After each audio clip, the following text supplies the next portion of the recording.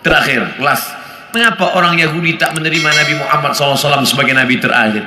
Saya telah mendengar pandangan seorang padri Yahudi mengatakan, akhir zaman akan muncul apabila semua keadaan telah aman semua. Orang telah kaya, tidak ada orang miskin. Waktu itu Nabi akhir zaman akan muncul. Apa jawaban Pak Ustaz? Ada buku yang amat sangat baik. Judulnya Tarikh Ad-Diyanah Al-Yahudiyah, Sejarah Agama Yahudi. Di sana diceritakan bagaimana orang Yahudi percaya bahwa nanti di akhir zaman akan datang seorang nabi dan mereka menyebut dia manakala berperang. Ini Yahudi, ini Bani Ghatafan. Mereka berperang dengan Bani Ghatafan dan sebelum berperang mereka berdoa kepada Allah, ya Allah, tolonglah kami melawan Bani Ghatafan berkat nabi terakhir yang engkau utus. Sudah datangkah nabi terakhir itu? Sudah. Siapa dia? Muhammad sallallahu alaihi wasallam. Mana buktinya? Husain padri Yahudi, dan dia ingin tahu apakah ini nabi terakhir itu. Dia intip dari balik pokok kurma manakala Muhammad SAW datang. Tala'al badru alaina. Yang lain menyambut Nabi Muhammad, dia perhatikan dari jauh, dia tengok tanda-tandanya. Selepas itu dia pun datang. Engkaulah nabi terakhir. Asyhadu an la ilaha illallah wa asyhadu anna Muhammadan Rasulullah. Selepas itu Nabi robah nama dia menjadi Abdullah bin Salam. Dia pun masuk ke rumah Nabi. Tak lama selepas itu datang orang Yahudi ramai-ramai.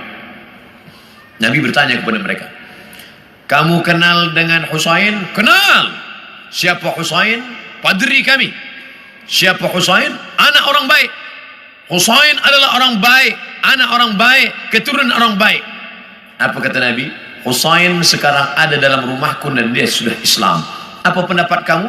Husain orang paling jahat, anak paling jahat, datuk nenek moyangnya orang jahat, dan dia ada paling jahat di dunia. Kenapa Husain masuk Islam? Kenapa mereka tidak? Karena Husain melepaskan dari segala kepentingan. Sedangkan yang ini masih inginkan kekuasaan, masih inginkan harta benda. Bila aku masuk Islam, nanti aku akan susah, aku akan miskin.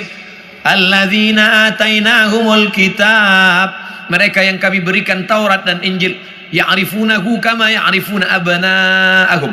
Mereka mengenal Muhammad sallallahu alaihi wasallam sebagaimana mereka mengenal anak kandung mereka sendiri. Nauzubillah, accident.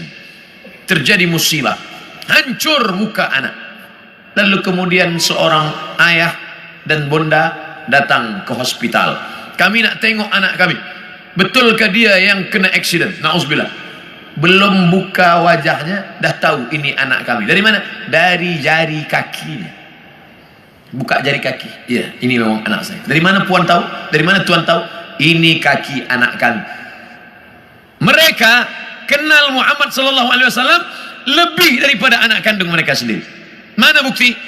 Ketika Nabi Muhammad sallallahu alaihi wasallam dibawa oleh Abu Talib menuju Busra, negeri Syam. Sebelum sampai ke sana, mereka berhenti sejenak.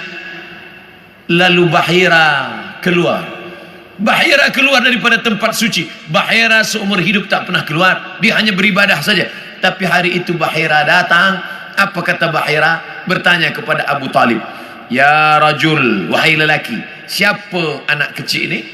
Kata Abu Talib, ini anakku, hadha ibni. Kata Bahira, kalau betul kitab yang kubaca, ini bukan anakmu. Anak ini yatim, ayahnya dah mati sebelum dia lahir. Kenapa? Karena 3 tanda aku tengok. Pokok kayu bersujud, batu-batu bersujud, dan ada awan yang dari tadi menaungi dia. Tersenyum Abu Talib, ini memang bukan anakku, ini adalah anak saudaraku. Karena orang biasa berkata anak saudara itu anak kita juga. Anak saudara, anak kita. Rumah saudara, rumah kita. Tapi bini dia bukan bini kita. Ini siapa? Ini anak saya. Itu kan bukan anak ustaz. Itu kemana kan ustaz, anak saudara? Udah macam anak saya. Begitulah Bahira tahu bahwa ini anak ayahnya sudah meninggal. Itulah yang ditulis dalam syair Al-Barzanji. Walamma tamma min hamlihi, ketika hamilnya sempurna, syahrani 2 bulan, ala ashhuril aqwalil marwiyah, menurut hitungan bulan qamariyah. Tufiya bil Madinatil Munawwarati abuhu Abdullah, meninggal ayahnya Abdullah 2 bulan. Kenapa mereka tahu? Karena itu tertulis dan dituliskan dalam Al-Quran surat As-Saff, ya'ti mim ba'dismuhu Ahmad, akan datang nabi terakhir nanti dan dia bernama Ahmad. Kenapa yang datang itu Muhammad? Muhammad masyhur di bumi, Ahmad masyhur di antara malaikat. Ahmad dia, Muhammad dia, Toha dia, Yasin dia, Al-Fatih dia, Al-Khatim dia. Al-Fatihu lima ughliq wal khatimu lima sabaq, nasirul haqqi bil haqq, yahdi ila siratikal mustaqim. Dialah Al-Aqib, dialah Al-Hashir, huwa Ahmad, huwa Muhammad, huwa Toha, huwa Yasin, huwa Khatim, huwa Al-Fatih, huwa Al-Aqib, huwa Al-Hashir, huwa Al-Hami. 99 ini nama-nama, tapi dia juga adalah Muhammad sallallahu alaihi wasallam. Kenapa mereka tak beriman? Karena mereka berkeyakinan yang datang itu keturunan Ibrahim, tapi dari jalan nasab Ishak. Ibrahim punya anak Ishak, Ishak punya anak Yakub. Yakub, nama lain daripada Yakub Israel. Maka anak cucu Yakub disebut dengan Bani Israel. Yakub punya anak Yusuf, Yusuf punya saudara lelaki bernama Yahuza. Cucu cicit keturunan Yahuza disebut dengan Yahudi. Mereka ingin nabi terakhir itu keturunan Ishak, Yakub, Yahuza. Sedangkan yang lahir terakhir ini Muhammad SAW, anak Abdullah, anak Abdul Muttalib, anak Hashim, anak Abdi Manaf, anak Qusay. Qusay lah yang membina Darun Nadwah di kota Makkah Al-Mukarramah. Cucu cicit keturunan daripada Adnan, Adnan keturunan daripada Ismail, Ismail anak daripada Ibrahim alaihissalam. Falamma ja'ahum ma arafu, ketika mereka didatangi, ketika datang orang yang mereka kenal itu, kafaru bih, mereka pun kafir dan ingkar. Padahal beza mereka hanya 2 simpang saja, satu simpang Ishak, satu simpang Ismail. Mereka tak percaya. Bagaimana dengan kita orang Melayu? Andailah orang Melayu tak nak beriman kecuali dengan Nabi Melayu. Aku tak nak Nabi seorang Arab, ingin Nabi yang Melayu, pakai baju Melayu, pakai songket Melayu. Aku Abdul Somad, saya Abdul Somad, tak pernah mempermasalahkan apakah dia datang dari Arab, apakah dia dari Quraisy. Yang penting aku bersyahadat asyhadu an la ilaha illallah wa asyhadu anna Muhammadan Rasulullah. Islam, makna Islam istislam. Makna istislam al-inqiyad wa ta'ah, patuh dan taat. Datang dia sami'na wa ata'na. Hari ini semua bumi Melayu bersyahadat, semua mengalahkan Egypt, Mesir. Sampai hari ini Mesir masih ada lagi yang tidak Islam, Arab tapi tidak Islam. Jordania Muslim, tapi Irak masih ada lagi Maronit. Mesir masih ada lagi Koptik, tapi kita bumi Melayu, kalau sudah disebut Melayu adalah Islam. Melayu tanpa Islam hilang me-nya, tinggal layunya saja lagi. Oleh sebab itu kita bangkitkan izzah ini, kita bangkitkan kekuatan kita dengan tidak memusuhi orang lain. Orang Melayu adalah bangsa Muslim yang terbuka untuk segala golongan. Tuan boleh pergi ke Pulau Sumatera, tengok kampung Melayu Delhi, Medan, North Sumatera Utara. Di sana ada nama Kampung Kling, kerana ada tempat orang Hindu yang dibawa oleh Inggris masa dulu untuk memetik tembakau. Sampai hari ini masih ada. Di sana pula ada kampung nama Pecinan, tempatnya orang saudara kita daripada Chinese, Tionghoa, masih ada tegak berdiri.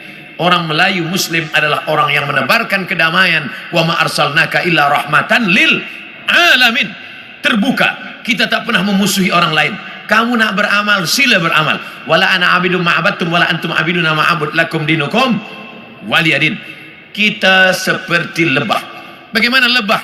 Lebah itu tak pernah makan yang tak baik. Yang dimakan lebah itu hanya manis dari bunga-bunga. Sampai hari ini belum ada lebah guna dadah. 2, yang keluar daripada lebah pula elok-elok saja, yaitu madu lebah.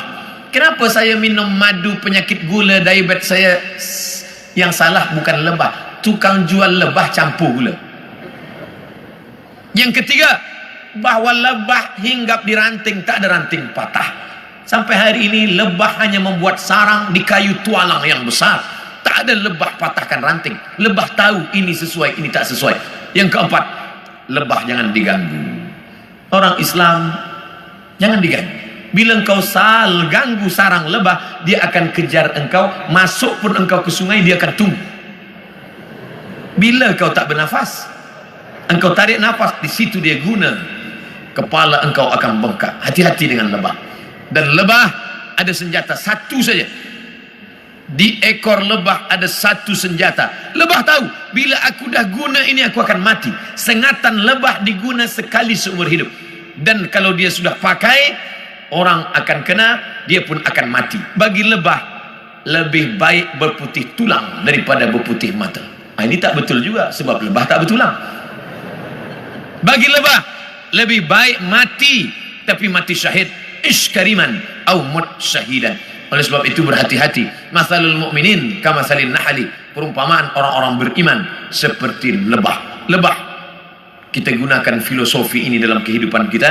Mudah-mudahan kita selamat di awal zaman, selamat pula di akhir zaman, insyaallah. Amin.